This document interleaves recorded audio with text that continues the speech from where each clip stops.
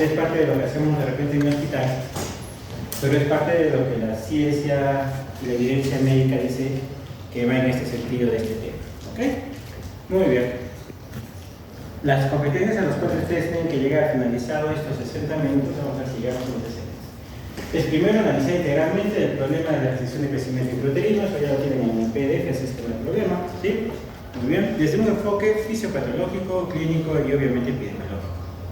Además deben tener la siguiente competencia, poder identificar oportunamente aquella gestante con un feto en riesgo de restricción de crecimiento, aplicando correctamente los criterios clínicos, y eso significa una correcta historia clínica, bien minuciosa, bien detallada, aplicar los exámenes auxiliares con un estudio ecográfico, Doppler, entre otras cosas.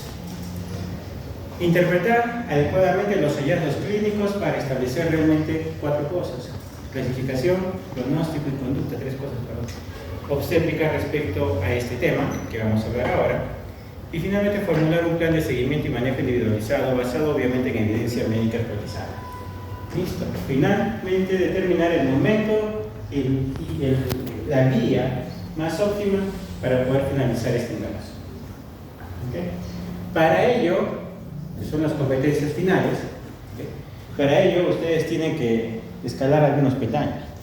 Y más o menos tienen que escalar 7 peldaños para poder llegar a estas competencias que hemos conversado.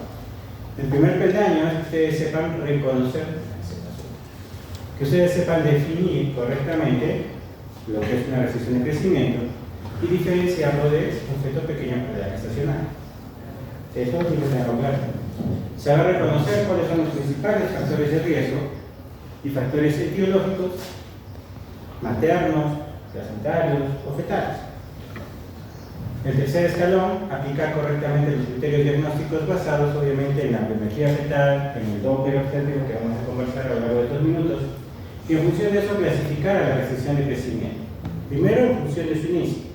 Eso quiere decir si es temprana o de origen tardío. Y segundo, valorar el patrón hemodinámico que tenga de afectación a su bebé. El quinto peldaño es que ustedes deben diseñar un esquema de seguimiento fetal en aquellos pacientes que ustedes diagnosticaron de RCI. ¿Cómo va a ser el seguimiento una vez diagnosticado? Porque no necesariamente que trabaje inmediatamente. ¿Sí? El sexto peldaño es que ustedes sepan justificar, en teórico práctico, ustedes tienen que justificar el momento y día final del parto, de cómo lo vamos a terminar ese embarazo. ¿Okay? Eso es un teórico práctico. Y desarrollar un plan de predicción. ¿Hay manera de predecir esta enfermedad? ¿Hay manera de prevenirlo? ¿Listo? En base a una estructuración adecuada del control prenatal. Ustedes ya han visto el control prenatal. Entonces, la primera pregunta es, levanten la mano los que ahorita quisieran tener $30 millones. Sí, contantes y sonantes. ¿Qué me gustaría? Me gustaría. Los que lo piensan todavía. $30 millones, ¿no? Sí, no sé. Ya está. Y si yo les digo, ¿quiénes ahorita quieren tener al menos $2 millones?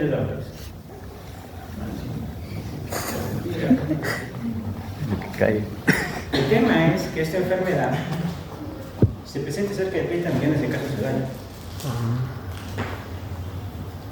Y de estos 30 millones de bebés que nacen al año, 2 millones se mueren. Ese es el impacto de la restricción de crecimiento intrauterino. Y es por eso que es un problema de salud pública, pero no solamente por eso, sino porque cuando ustedes rotulan a un bebé en la pancita de RCU, lo han marcado por el resto de su vida.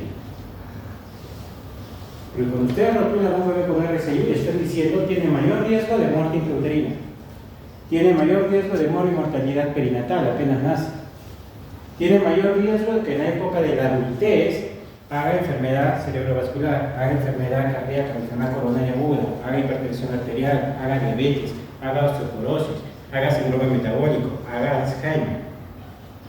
Entonces, si ustedes rotulan desde la pancita erróneamente un RCU, miren cómo no mata. No hay forma de decir que no, es que me equivoqué, no era. No hay forma.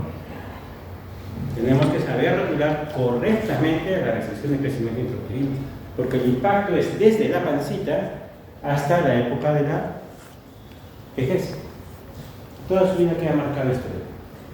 Si es que no se muere en el camino, como les he dicho. 2 millones se terminan muriendo en el camino. Y más o menos, dependiendo de la revisión que ustedes hagan, las estadísticas que ustedes revisen, pues más o menos se presentan alrededor del 10%. Va a depender de las estadísticas, entre un 5 hasta un 25%, dependiendo si lo enfocamos en poblaciones de riesgo o no. Va a variar mucho, pero el promedio en general en obstetricia, y eso no quiere decir que espero que su promedio final de la evaluación sea la misma, es 10, ¿no es cierto? 10% en reclamos, alrededor del 10% de RPM, alrededor del 10% de RCU, todo ronda ahí en 10. ¿Sí? Espero que su nota final no se pase. Y entonces, ustedes desde que se une el espermatozoide con el óvulo, se fecunda el óvulo y aparece el huevo cigoto y empieza a desarrollarse este bebé, pues entonces empieza a haber una serie de expresión génica única e irrepetible, ¿no es cierto? La famosa huella genética. Y estos genes se van expresando de acuerdo al ambiente materno e interno, de acuerdo al ambiente externo materno, y va a hacer que ciertos genes se expresen y otros no, probablemente. Es una huella muy particular en cada uno de nosotros. Y entonces a partir de ahí es que aparece el concepto que yo le digo concepto filosófico, de lo que es una restricción de crecimiento intrauterino. Y el concepto filosófico es que ese bebé no logró alcanzar el potencial que estaba determinado genéticamente a tener. ¿Sí? Y en vez de ir por este ladito de acá arriba, ¿sí?, terminamos acá abajo. Algo pasó en el camino que no logró desarrollar todo su potencial de crecimiento genético. ¿Okay? Pero lamentablemente hoy por hoy no hay manera de determinar el potencial de crecimiento genético de cada uno de nosotros. La ciencia no ha avanzado hasta ahí todavía. Por eso es que yo le digo, es una definición filosófica. Dentro de poco vamos a ver una operativización de esta definición filosófica, de este concepto filosófico. ¿Okay? Y entonces hemos dicho, pueden haber varias variables que estén afectando esta expresión génica y por lo tanto se falle una cosa u otra. Dentro de ellos tenemos factores maternos, hemos dicho, factores fetales, factores placentarios netos. Dentro de la lista largota, ustedes revisan diferentes bibliografías, revisiones y todo, pues van a encontrar fácil una cara completa de factores de riesgo asociados a RSI. No hay motivo de hablar de todos ellos hoy día, pero sí, por ejemplo, mencionarles mucho cuidado con aquella paciente que tiene una hipertensión, que tiene antecedente de hipertensión, que está cursando ahora con una preeclampsia. Mucho cuidado, obviamente, con el antecedente previo de una restricción de crecimiento intrauterino, o si por ahí su paciente tiene diabetes, más aún si hay una vasculopatía de por medio, o si tiene enfermedad renal crónica, o si tiene una enfermedad autoinmune en la cabeza, lupus, síndrome antifosfolipídico, si es fumadora, si se droga, si entra en un embarazo desnutrida, si no gana correctamente el peso que debe ganar en el embarazo. Muchos factores maternos, dentro de otros. Pero vamos por el lado fetal. Si tengo un bebé que está mal formado, ¿crecerá correctamente? Pues no. Mientras más malformaciones haya, más posibilidades de que no crezca correctamente. Si fue afectado por una infección, Charcot, no va a crecer correctamente. Si tiene un error metabólico, si tiene una neoploidía, una cromosomopatía, bien complicado que crezca correcto. ¿No es cierto? O cualquier problema que en general determine un cuadro de insuficiencia útero-placentaria, ya sea tumores placentarios, por ejemplo, entre otras cosas. Entonces, hay muchos factores de riesgo asociados, entre comillas etiológicos para algunos casos, pero finalmente se catalogan y se conocen como factores de riesgo. Entonces, ¿cómo vamos a enfocar nuestro diagnóstico? Y definitivamente que el pilar de todo diagnóstico médico es hagan una correcta y minuciosa y detallada historia clínica. ¿Cierto? Lo primero que pasa es que cuando cojo la pancita, aparte de ver todos estos factores que hemos ido comentando, cuando lo vamos haciendo la anamnesis, pues durante el examen físico, lo primero que me llama la atención, ¿qué será? Una pancita pequeña. ¿Cierto? Una barrita pequeña. Y entonces acuérdense cuál es el percentil 10 y el percentil 90 de la altura uterina para la edad gestacional, ¿cierto? Por lo tanto, todo parte de, en historia clínica, determinar correctamente cuál es la edad gestacional, porque todo en obstetricia es percentil para la edad gestacional. Si ustedes no determinan correctamente esa edad gestacional, ya fuimos. No hay error. Y la altura uterina nos exenta de eso. Entonces, toda barriguita por debajo del percentil 10 para esa edad gestacional, estamos hablando de una barriguita pequeña. Y entonces, con eso, ¿hacemos diagnóstico de RCI? No, todavía no. Solamente digo barriguita pequeña, nada más, ¿sí? Puede ser que sea un feto pequeñito, puede ser que me haya equivocado en dar la edad gestacional, puede ser de que tenga una biliramia, por eso mi barriguita se ha ido más abajo, pueden haber muchos otros factores distractores. Pero entonces tenemos que pasar inmediatamente al ecógrafo, ¿no es cierto? Y hacer la biometría básica, y entonces con eso nos va a sacar el ecógrafo un ponderado fetal ecográfico, y por otro lado nos va a sacar una biometría para ese momento. Que por un lado la biometría la vamos a dejar para un costado, ¿no? De primera instancia no es tan importante e impactante, pero sí el ponderado fetal ecográfico. Y de por sí, como una variable aislada en la valoración de una restricción de crecimiento intrauterino, es el perímetro abdominal. O sea, tengan ustedes un perímetro abdominal por debajo del percentil 10, más aún por debajo del percentil 3, o tengan un ponderado fetal ecográfico por debajo del percentil 3 o percentil 10, es un hercelino. Muy bien. Usen tablas fetales. No debemos usar tablas neonatales como usamos hasta hace un tiempo. Hoy en día toda tabla, todo punto de referencia que nosotros usamos es tablas fetales. Y tablas fetales para edad gestacional, ¿cierto? Percentil para edad gestacional. Por lo tanto, no es motivo de esta clase cómo es que ustedes me van a precisar correctamente una edad gestacional. Semiología, cómo habíamos hablado de eso, ¿sí? Cómo precisar correctamente la edad gestacional de su paciente. ¿Okay? Muy bien. Y entonces eso lo vamos a pasar a tablas. Tablas que idealmente sean validadas. Podemos tener tablas individualizadas mejor. Las más conocidas a nivel mundial y que muchos las toman como patrones de referencia son las tablas de Catlow. Un tiempo se usaron las Catlow 4, que quería decir eso, que tomamos 4 variables biométricas en el bebé. Tomamos diámetro biparital, circunferencia cefálica, circunferencia abdominal y fémur. Hoy en día tomamos Catlow 3 de preferencia. Muchas escuelas siguen con el Catlow 4.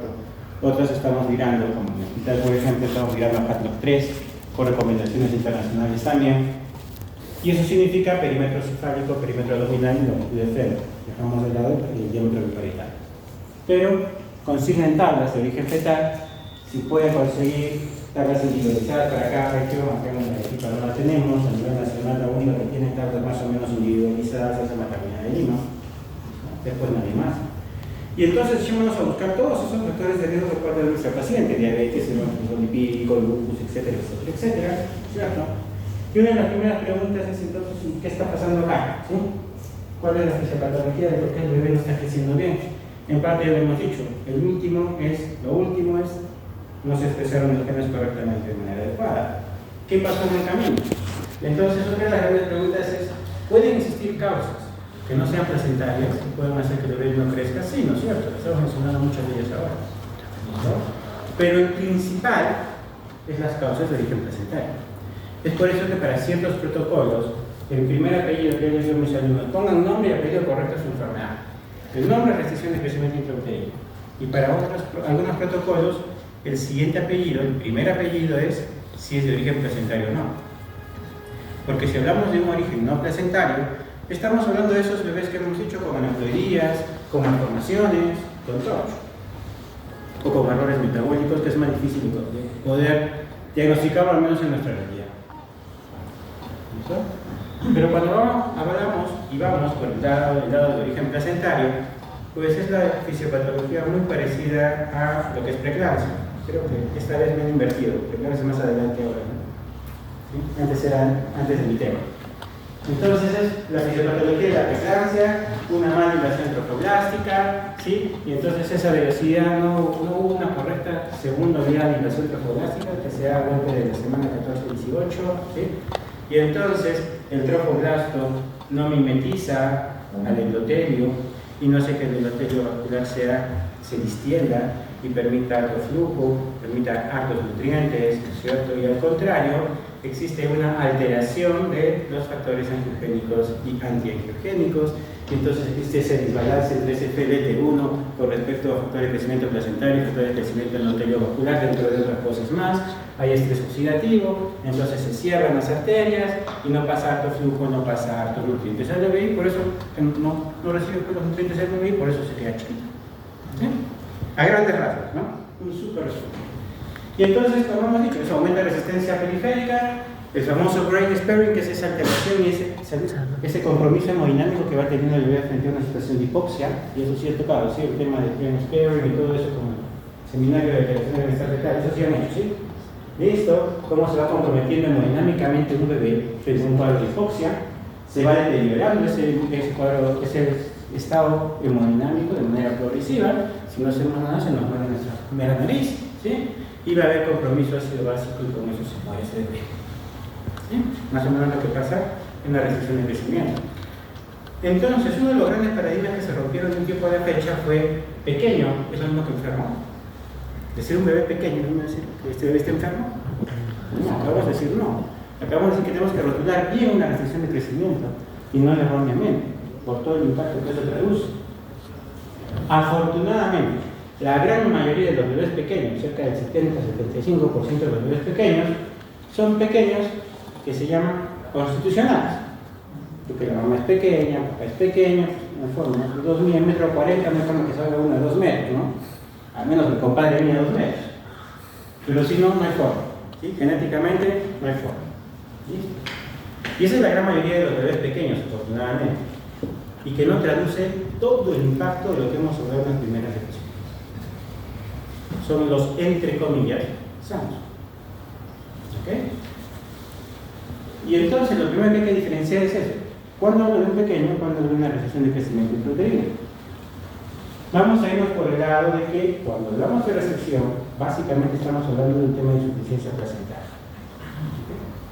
Entonces, si yo le evalúo al bebé y digo que ecográficamente su ponderado fetal está por debajo del percentil 10, me obliga a parar las orejas. Obliga a hacer todo el chequeo que hemos visto ahora, descarte en aneuploidías, cromosomopatías, descarte en errores metabólicos, descarte en malformaciones, etcétera, etcétera, etcétera. Si no encuentran nada en ese bebé, ¿sí? Entonces, lo que hay que hacer acá es seguirlo en el tiempo. Y el ciclo y el intervalo de seguimiento para ver si un bebé crece no es al día siguiente. Es un intervalo de al menos 2 hasta 4 semanas, inclusive. Mínimo 2 semanas. En promedio ya 3, pero no menos de 2. ¿Okay? Y entonces este bebé que era pequeño, pues yo lo sigo en el tiempo y sigue creciendo pequeño, pero en su carril, pongamos, percentil 7, y en 2 semanas sigue en el percentil 7, ese bebé está creciendo. Sí, ¿no es cierto? Sigue en el carril 7. Si no creciera, del 7 pasaría acá al 4, ¿no? 3, sería horizontal. Entonces, está creciendo, perfecto, y ese es un pequeño predial gestacional. ¿Okay? ¿Cuándo le vamos a poner al rótulo de RSIU? Cuando además de ser su ponderado fetal por debajo del percentil 10, por eso es por consenso, ¿okay? Por encima del 3, tiene alteración hemodinámica. Y eso quiere decir que ustedes van a encontrar un Doppler alterado. Si este bebé es pequeño, pero ya hacen el Doppler y no tiene compromiso hemodinámico, Doppler normal, pues nos quedamos como pequeño predial gestacional. Eso no quiere decir necesariamente, y ese es el gran problema, que todo está bien con ese bebé. No le podemos decir a la señora, no se preocupe, Doppler normal es un pequeño, vaya y siga su vida normal. Pues no, porque en cualquier rato nos va a dar la cara de repente una restricción cardíaca. Y es lo que se le va a terminar muy bien. Ese bebé. Y entonces no podemos bajar la guardia. ¿Sí? Ese es el tema. La otra opción es que yo encuentre un ponderado fetal o perímetro abdominal, cualquiera de los dos, por debajo del percentil 3.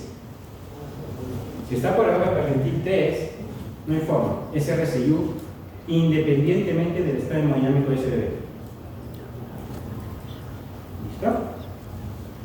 Y del cuarto escenario operativo le vamos a hablar dentro de un ratito. Hay un cuarto escenario, que es aquel bebé que se está viviendo en picado.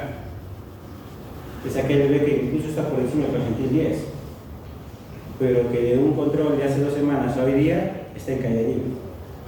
Y cuando cambia más de 2 cuartiles, es una RSIU, como que esté por encima del percentil 10.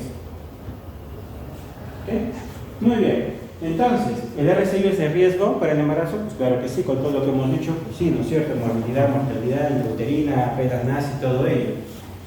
Y entonces hay ciertos protocolos, como el Clínico de Barcelona y muchos de nuestros protocolos que tenemos en el hospital, seguimos la corriente del Clínico de Barcelona, que es un referente de medicina materno-fetal en el mundo, pues agrega una tercera opción, que es el pequeño paralaje gestacional anormal.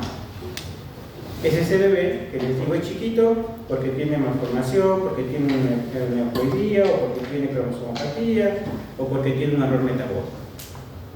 ¿Listo? A eso lo encasillan como pequeño paralaje gestacional anormal el Clínico de Barcelona. Hay otras escuelas que lo ponen ahí como que el RSI de origen no placentario. ¿Es un embarazo de riesgo? Claro que sí. ¿Podemos ofrecerle algo a la mamá que tiene un pequeño parador, un PEG anormal? ¿Podríamos ofrecerle algo a la mamá? Nada, le vamos a cambiar la cromosomopatía, le vamos a cambiar el error metabólico, algunas malformaciones de repente con cirugía fetal, pero después en general, pues no, si tiene anencefalia, ¿no es cierto?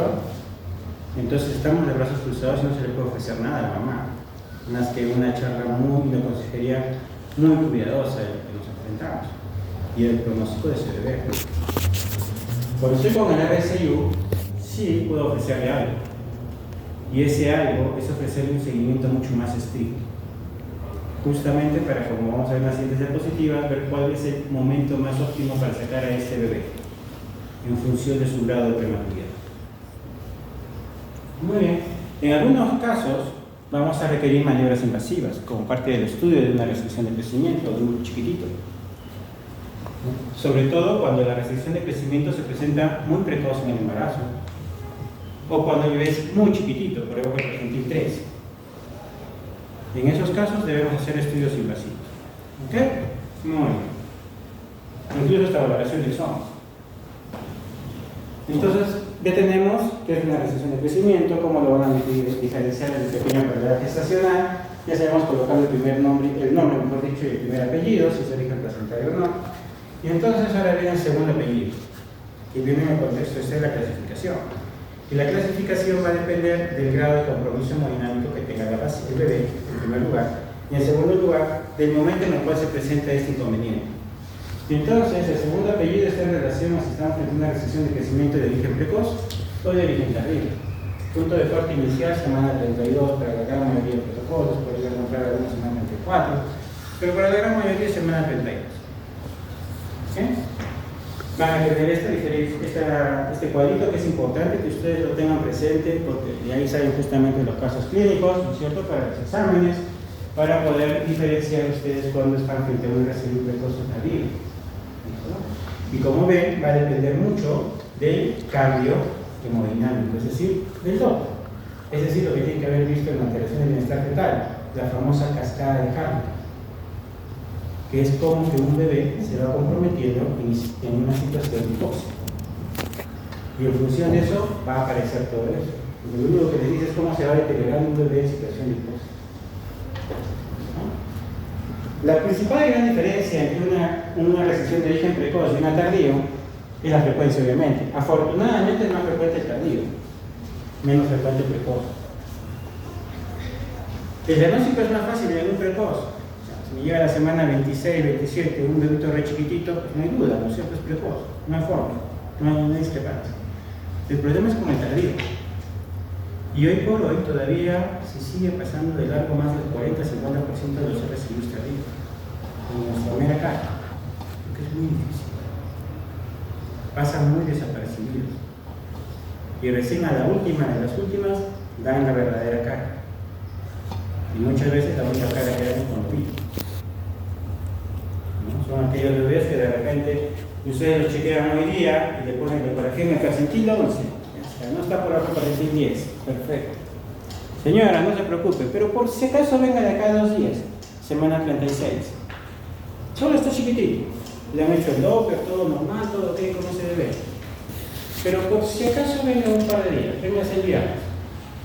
Llegué el viernes cuando había ahorita. Pero doctor, usted me dijo que solamente estaba chiquito.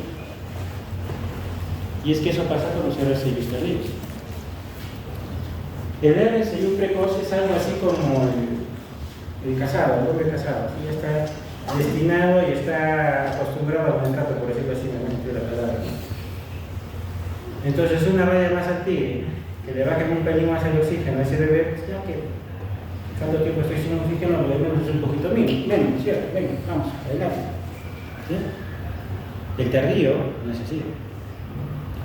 El tardío ustedes le bajan un pelín al oxígeno, le bajan una rayita al oxígeno, le viene una contracción, le vino 3 contracciones al hilo y se viene una aguanta. No soporta eso. Y por eso se le nota. Entonces es mucho cuidado. La otra gran diferencia, obviamente, es el grado de disfunción placentaria que existe. Para que tenga un precoz, mi grado de disfunción placentaria va a ser importante. En un tardío es discreto. Y es por eso que dentro de los parámetros del Doppler, lo más llamativo en un precoz es alteración del umbilical. Lo primero que se va a empezar a alterar es la alteración de la disfunción placentaria.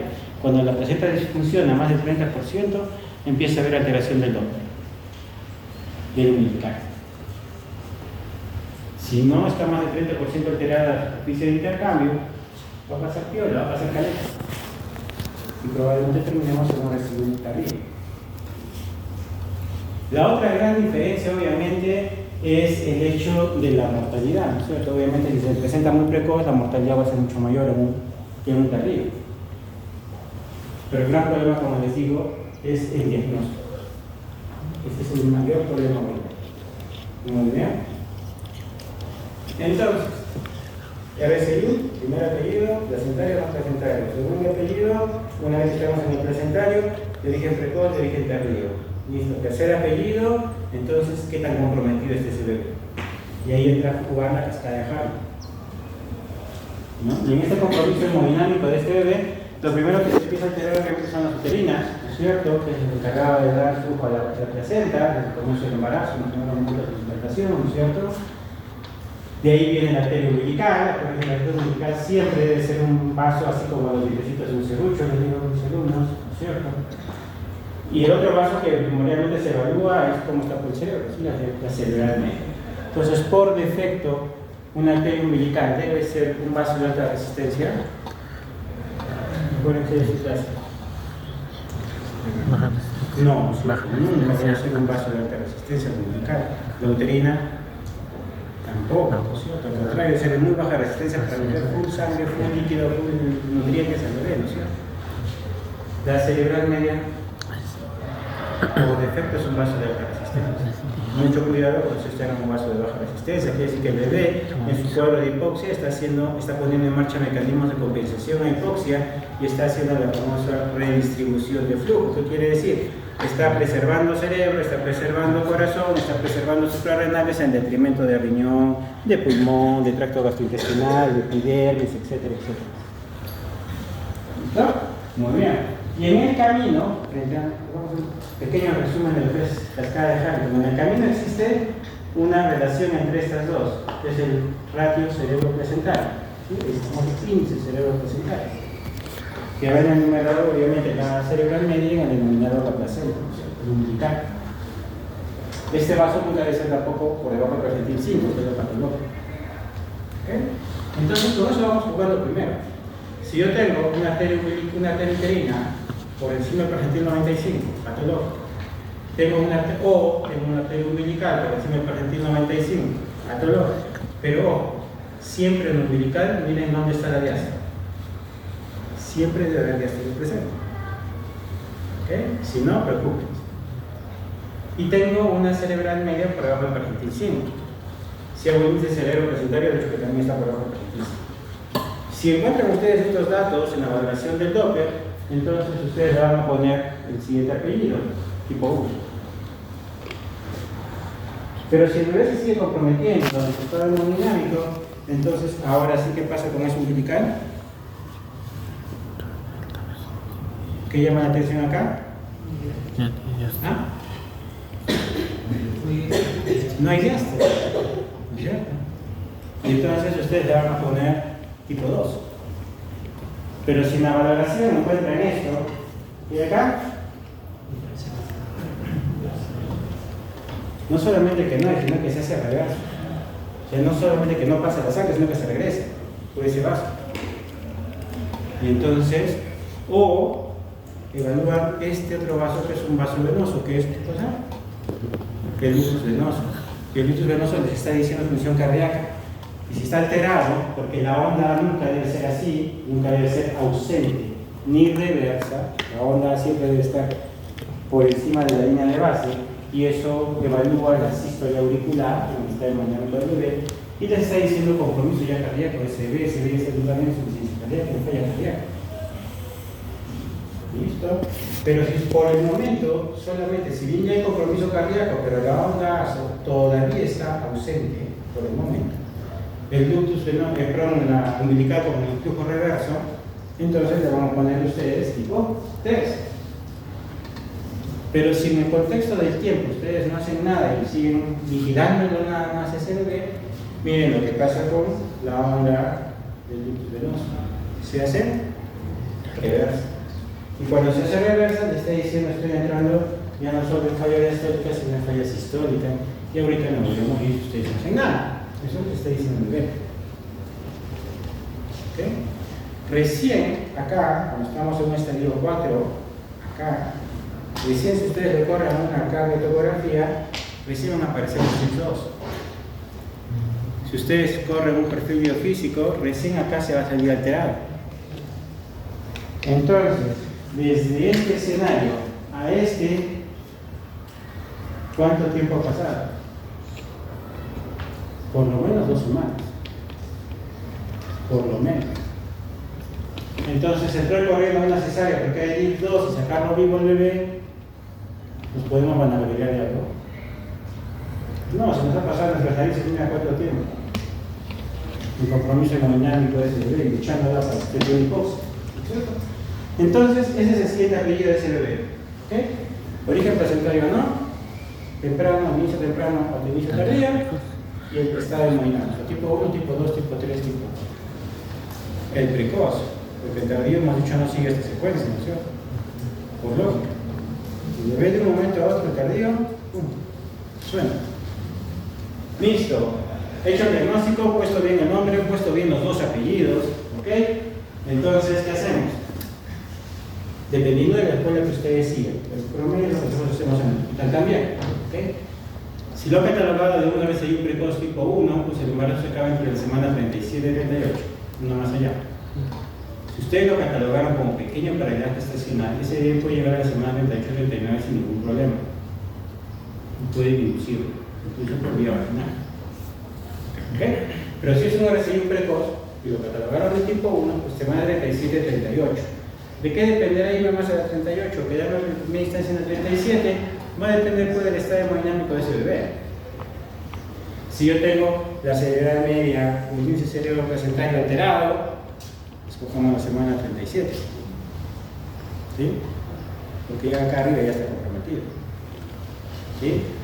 Si está por debajo de percentil 3, es muy chiquitito, y ustedes hacen marcadores progenitos y antiexogénicos, el ratio SPLT1 factor de crecimiento placentario, que no lo hacemos en el hospital, no lo hacen en un hospital de TIPA, lo hacen en forma privada, más o menos en costos alrededor de 600, 300 soles ese ratio, demora casi una semana en entregar resultados. Entonces, para una decisión pronta, pues como que no nos ayuda mucho a nosotros, en nuestro medio. En otros países sí. Y si ese ratio es por encima de 38, acá venimos a la semana 37. Si es menos de 38 picogramos, acá venimos a la semana 38. ¿Ok? ¿Es operativo en nuestro medio? Pues no. Bueno, la otra opción es de manera aislada como vais a uterina, con el mismo criterio. ¿Ok? Pero si ustedes, y pueden hacer por parto vaginal, claro que sí, no hay problema. ¿Está comprometido el bebé?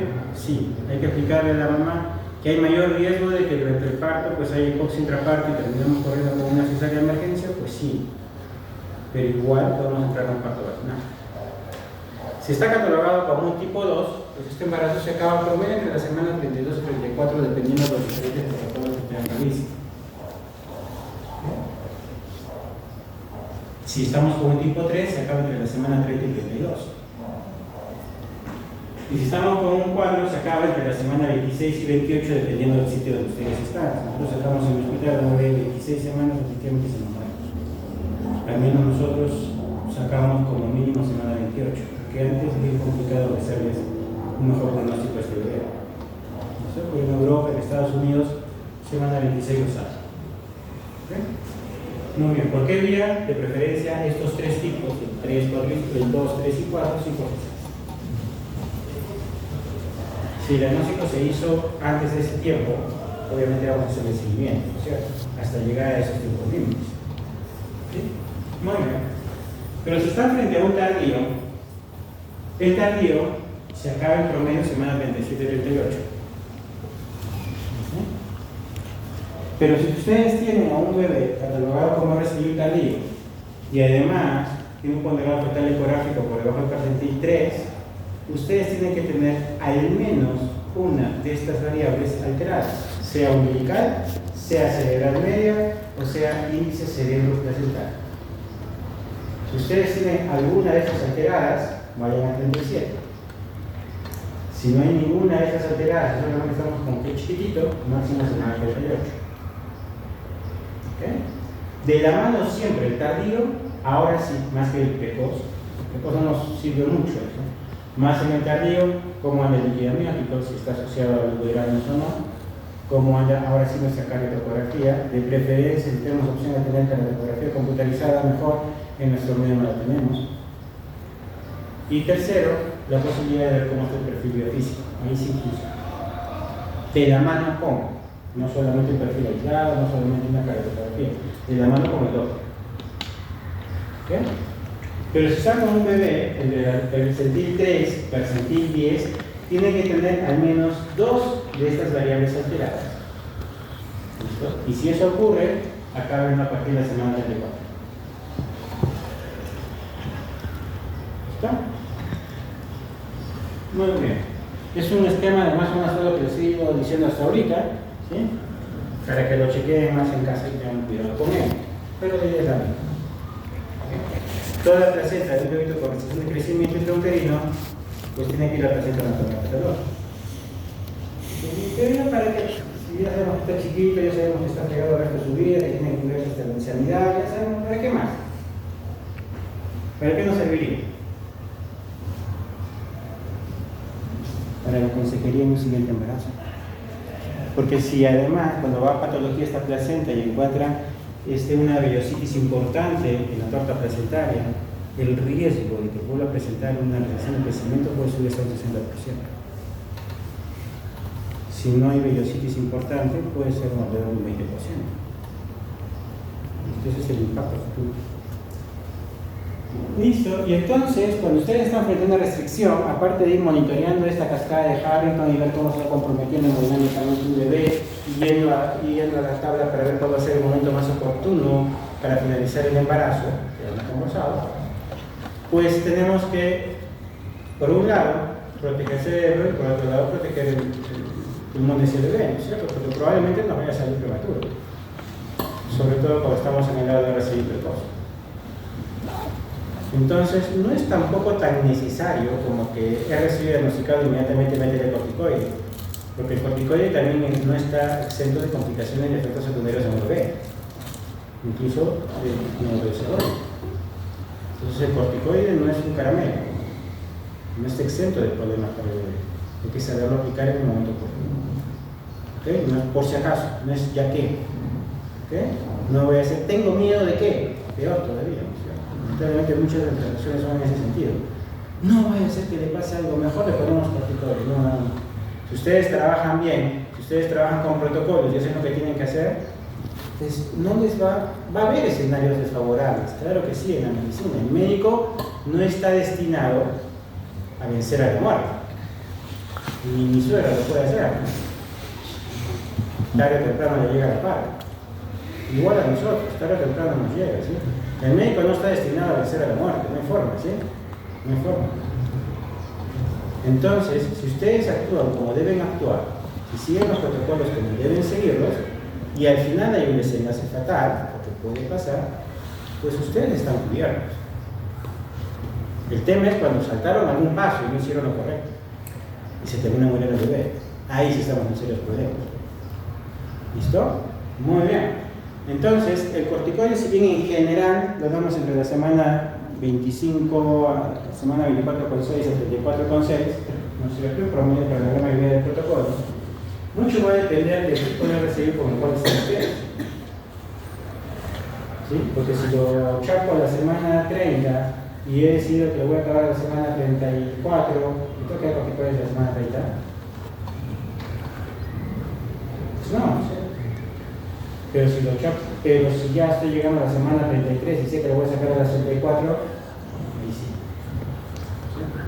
A menos que en el camino, por eso el seguimiento es estricto, en el camino, pues vea que se deteriora más y que cambia de un estadio a otro. Ahí sí es diferente.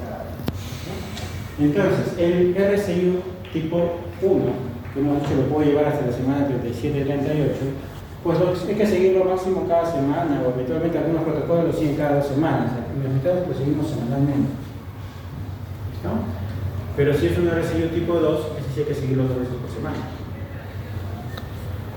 Si es un RCU tipo 3, ese hay que seguirlo cada 24 o 48 horas. Si es un tipo 4, pues tengo que seguir sí o sí cada 12, cada 24 horas, repetir el doble el estudio para ver cómo se va comprometiendo. ¿Listo? Por lo tanto, solamente se hospitalizan aquellos bebés que requieren un monitoreo casi diario, o aquellos bebés que ya hemos decidido terminar el embarazo, o aquellas mamás que tengan alguna otra comorbilidad, diabetes, preeclampsia, qué sé yo, se hospitalicen. ¿Listo? Y si van a hacer un bebé prematuro, pues protejan el cerebro. Y el cerebro lo protegemos con sulfato de magnesio, misma dosis, mismo esquema que se usa en preeclampsia. En la preeclampsia, ¿ok? Idealmente que esté infundido por lo menos 4 horas con sulfato para que realmente haya un efecto importante de neuroprotección en ese prematuro. Y si bien la gran mayoría de protocolos sobre neuroprotección en prematuridad es máximo por debajo de la semana 32, es decir, hasta la 31,6, por eso es importante que ustedes tengan edad gestacional no solamente en semanas, sino en días, porque esas 24 horas hacen que yo a uno le coloque neuroprotección y al otro no. ¿Sí? Entonces hasta las 31,6, de ahí para abajo, neuroprotección. Pero en el contexto de un RCI1 se puede subir eso hasta las 73,6, por debajo de la semana 34, para proteger el cerebro de ese bebé. En el camino hagan el seguimiento con cardiotopografía, sí, si no tiene la computarizada, pues de modo, nos queda cardiotopografía convencional, que es lo que tenemos en nuestro medio. Y siempre con perfil biofísico y el Doppler, no hay forma de no hacer el seguimiento con Doppler, ¿no es cierto? El tema es, la mejor manera que tenemos hoy por hoy para hacer el seguimiento de compromiso hemodinámico de un feto es el Doppler. ¿Listo? La tendencia es ir a evaluar directamente al corazón, es hacer ecocardiografía funcional, pero todavía no está incluido en los protocolos. ¿Listo? Por el momento seguimos con Doppler. Muy bien. Hay algunos protocolos, como el Clínico de Barcelona, y es lo que nosotros usamos en el hospital, que si el problema de fondo es una preeclampsia, se le sube un estadio a ese bebé. Entonces era un RCI tipo 1, pero además viene con una preeclampsia asociada, es un tipo 2 y lo manejamos los dos protocolos a la par, el de preeclampsia y el de RCI, con el que se acaba el primer embarazo, se acaba. ¿Sí? No es que nos orientamos a un solo protocolo, ¿sí? Muy bien. Ya hemos hablado de quiénes hospitalizar. Mucho cuidado si va a trabajo de parto, hemos hecho riesgo de asfixia intraparto, por lo tanto hay que hacer un seguimiento y poner en marcha todos esos mecanismos y esas pruebas que ustedes tienen de bienestar fetal intraparto. Y tiene que nacer este bebé en un centro de capacidad resolutiva adecuada. Todo RCU, por debajo de la semana 34, tiene que nacer en un sitio donde haya un auxilio natal. Un RCU que pasa de semana 34 podría nacer en un centro que no ofrezca un auxilio natal. Lo que hacemos nosotros en el hospital, en mi red institucional. ¿Sí? Todo bebé por debajo de la semana 34 nace en el hospital. Los RCU de semana 35, 36 en adelante nacen en el naval. Muy bien. Ya hemos dicho que la cesárea no es indicación per se por ser RCU, ¿no es cierto? Si es un tipo 1, se puede ir a parto vaginal, sin mayor inconveniente. Si es un pequeño prelaje estacional, también puede ir a parto vaginal. Acuérdense de esta consejería que es muy importante después de que tuvo el bebé. ¿Sí? Importante tener la placenta bajo el brazo. El estudio de patología. Si no, el estándar promedio es decirle, usted tiene cerca del 20% de poder tener un bebé con restricción de crecimiento. Pero si tengo el estudio de AP de la placenta, hasta 60% señor. En el siguiente evento gestacional tiene que cuidarse mucho más. ¿Listo? Y hay que hacer medidas de prevención mucho más exhaustivas. Entonces, en esa consejería preconcepcional, aparte de instruir en lo que significa el control prenatal y hacer un control prenatal de calidad, obviamente, todas las medidas higiénico-dietéticas normales de un control prenatal, obviamente que deje de tomar, que no fume, que no se drogue, que haga ejercicio, ¿no es cierto? Que viva la vida contenta y no se estrese, que es medio complicado ahora en el siglo XXI, ¿no es cierto? Pero ocurre, el estrés es tremendo para nosotros. Riesgo de preeclampsia, riesgo de RCU, riesgo de RTM, riesgo de parto prematuro, riesgo de muchas cosas. Muy bien. Y hacer lo que tienen que hacer en el momento de control prenatal que deben hacer. Es importante que ustedes consiguen bien qué cosas deben hacer en qué momento de control prenatal. Si ustedes tienen una paciente con muchos factores de riesgo de importancia y de impacto por el loss rate, por ejemplo, para el RCU, de repente tiene que hacer el seguimiento desde la semana 20, 24, con doble multiplicado. Pero si es solamente añosa, pues ya, háganle la semana 28 de repente. Añosa, manda nada añosa, se van a estar tardía ahora. Muy bien. La gran pregunta una vez que se embaraza la paciente es si se va a complicar su embarazo con muchas cosas. La pregunta de ahora es el RCU, la pregunta es si se va a complicar con el RCU su bebé. Y entonces, ¿podemos ofrecerle algo? ¿Podemos decirles si eso va a pasar o no va a pasar? ¿Qué dice?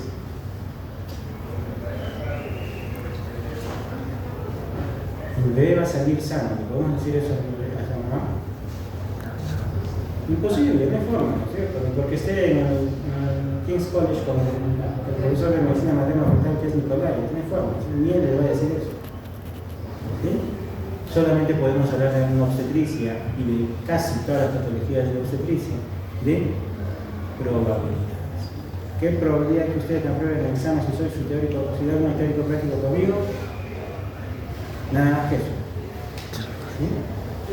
Nada más que eso. Entonces, para hablar de probabilidades en una recesión de crecimiento intrauterino, lo primero que va es saquen una historia clínica. Pues busquen todos esos factores de riesgo. Busquen la edad, busquen la raza, busquen el perito genético, busquen cómo fue concebido, si fue natural, fue por fertilización asistida, si fue con ovulación, óvulos propios, si tuvo antecedente de una RCU, si tiene enfermedad de lupus, de SAF, de diabetes, de enfermedad renal crónica, todo lo que hemos hablado. Rescaten todo eso. ¿Listo? Y entonces hagamos un examen físico. Y lo más importante en un examen físico es buscar prevención de preeclampsia, porque es la misma vía fisiopatológica casi. Toda presión arterial en ambos brazos. Dependiendo del protocolo, dependiendo de la calculadora final que vayan a usar. Porque todos estos datos tenemos que poner a una calculadora de riesgo. ¿Sí? No podemos decirle, señora, su embarazo es de riesgo. ¿Por qué? Ah, porque tiene diabetes, porque tiene. Esa es la manera de actuar del siglo pasado, en ese caso. Así es como me enseñaron a mí mis profesores, mis grandes maestros.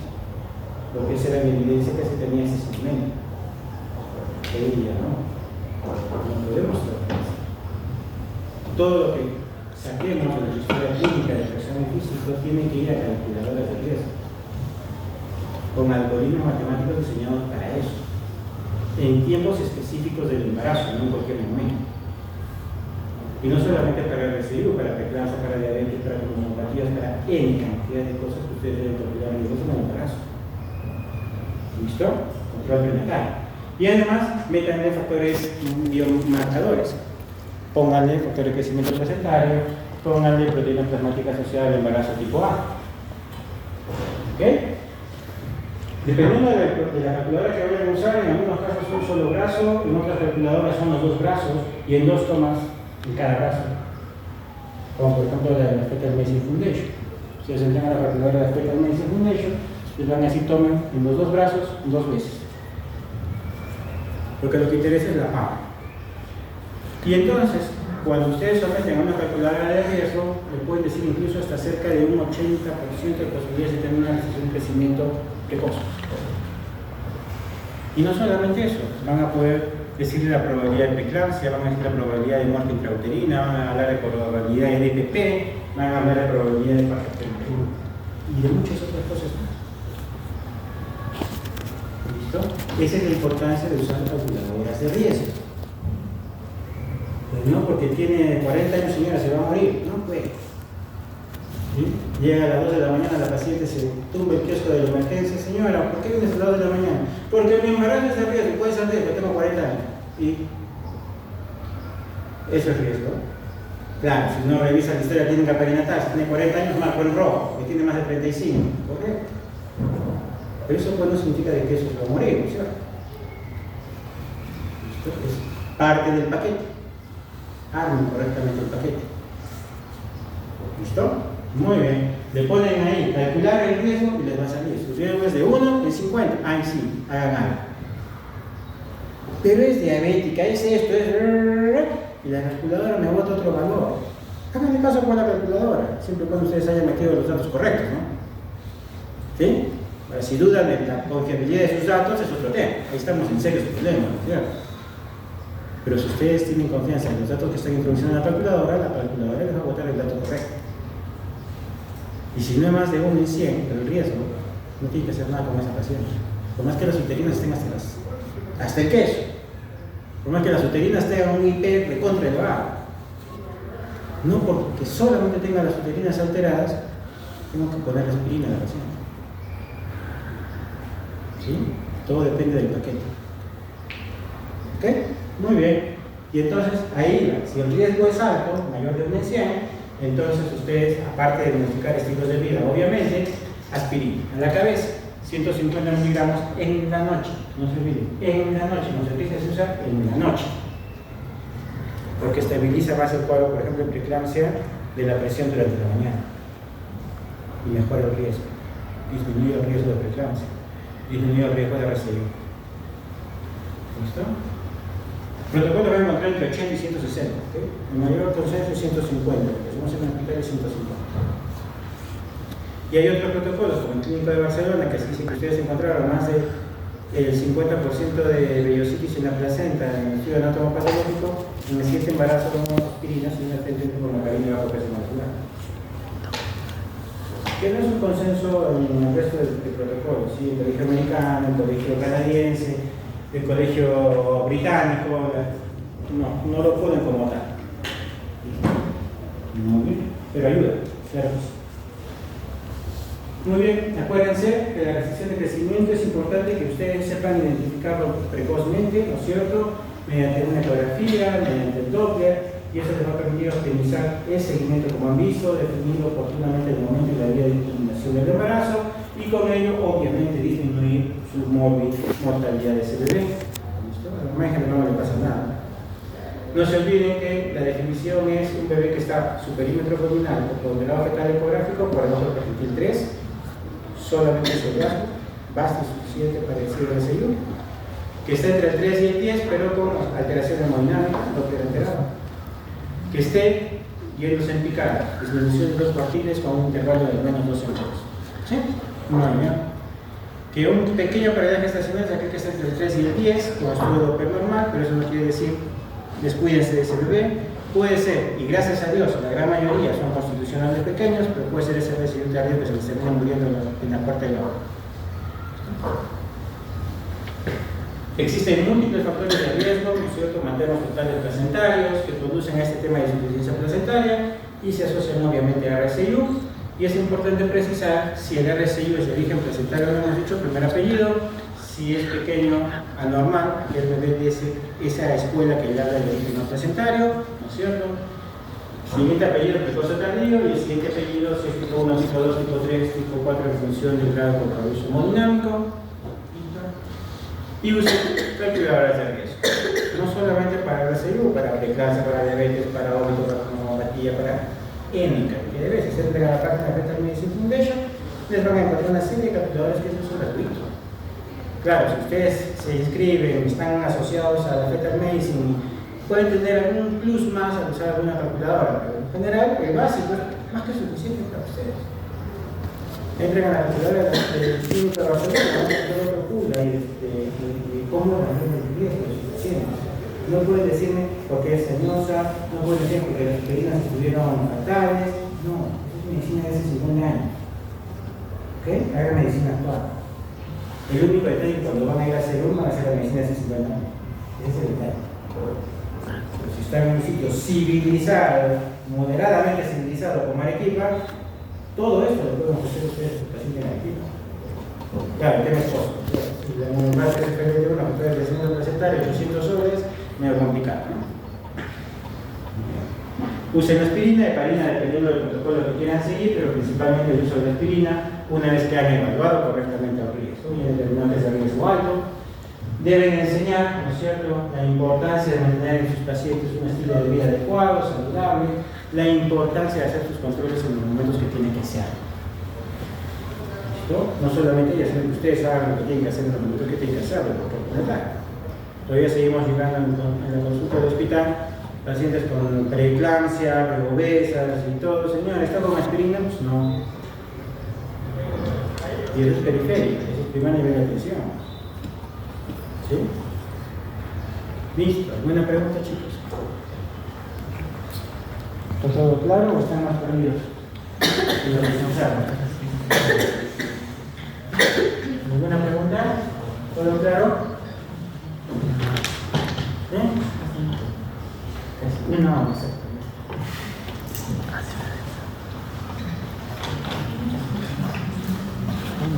Muy bien, chicos. Gracias.